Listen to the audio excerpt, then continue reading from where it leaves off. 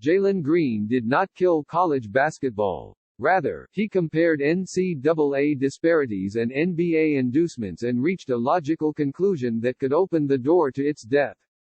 Green's decision to bypass the NCAA and opt for the G League makes him a pioneer, high-profile test case for the NBA and its minor league to provide a salaried alternative to the relative servitude that is college hoops. If anyone should take this leap, it is Green, widely considered the #1 prep in the country.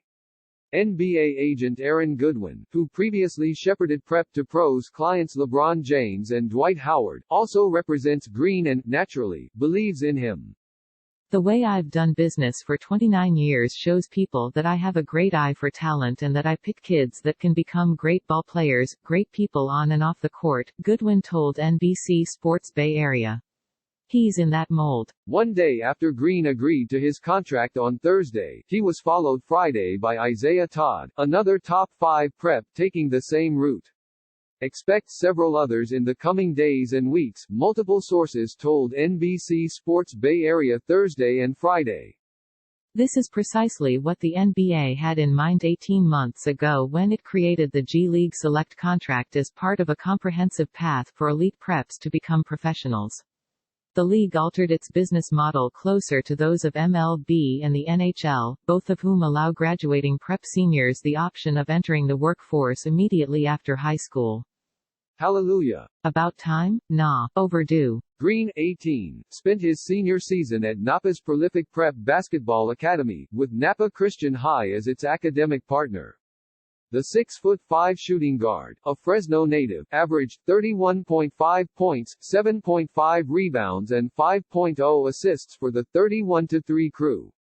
He has been compared to past and present NBA players, including the late Kobe Bryant, and also has drawn raves from the likes of Dwayne Wade. Green has worked with, get this, Stephen Curry and Luka Doncic. With his senior year shortened by the COVID-19 pandemic, Green faced 3 options. 1. He could go to college, reportedly the University of Memphis, for 1 season and then declare for the 2021 NBA draft. 2. He could follow the path of LaMelo Ball and R.J. Hampton, who spent last season playing professionally overseas. Ball reportedly earned less than $100,000, while Hampton reportedly earned much more. Both are eligible for the 2020 NBA draft. 3. Green could turn pro on home soil by signing a 1-year G League contract worth more than the previously reported $500,000, according to multiple sources, and be eligible for the 2021 NBA draft. Option No. 3 won, and it wasn't close. Nor should it be. The G League program also allows for a scholarship should anyone going through the program decide to pursue higher education. Green's parents left it up to him, and they agree with his choice, according to Goodwin. They realize he can't lose, he said. If the NBA really wants to do this program right, and they really want kids to see how great it is to come to the NBA, how could they let this kid fail? They've got to put their entire machine behind not only this kid but this program, so they can show others that really believe they're one and done.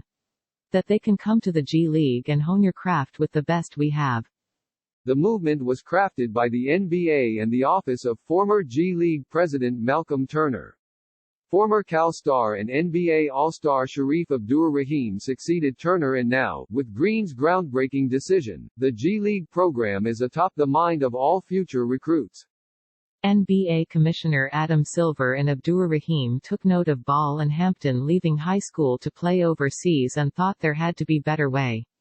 Consider this their response. Which puts NCAA in position to respond or surrender, and that monolithic organization can't be pleased with either option. The fair response is to share some of the multi-billion-dollar pie currently divided among coaches, schools, conferences and the NCAA itself, everybody except the skilled laborers. They're told a scholarship is pay, and to be careful who buys them a sandwich. Related, how Green's decision affects Kings. There is plenty of money to go around in the NCAA sanctum, where rules are subjective and punishment is arbitrary, but there has been an avowed reluctance to share it. If the NCAA surrenders, the college game will live on. It won't thrive. It will be light on talent, revenue will start dropping and it will face yet another decision. Meanwhile, let NCAA basketball consider its future. And let Jalen Green find a future that is everything he ever dreamed it would be.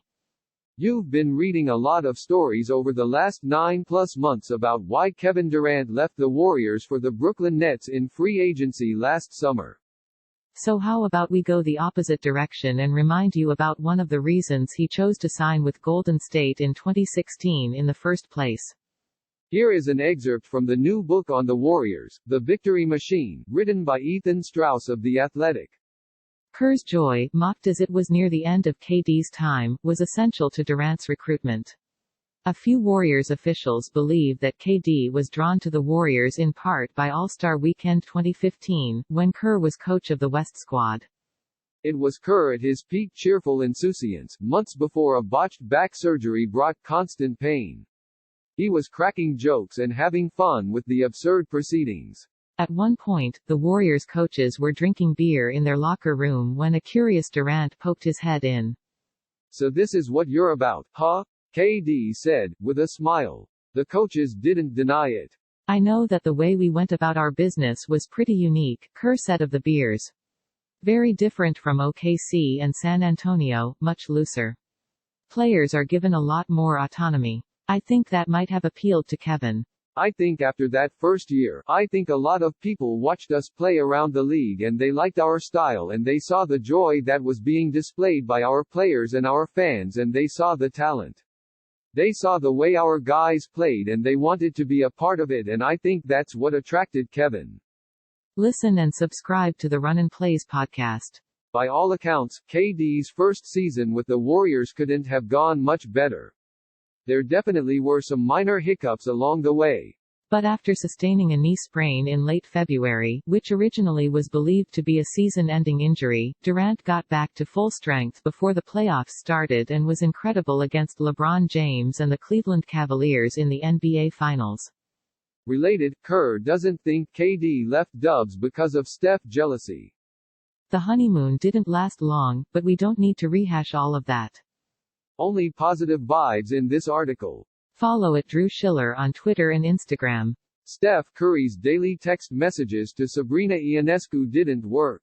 Ionescu, the number 1 overall pick by the New York Liberty in Friday's 2020 WNBA draft, announced on a conference call with reporters that she will sign a shoe deal with Nike.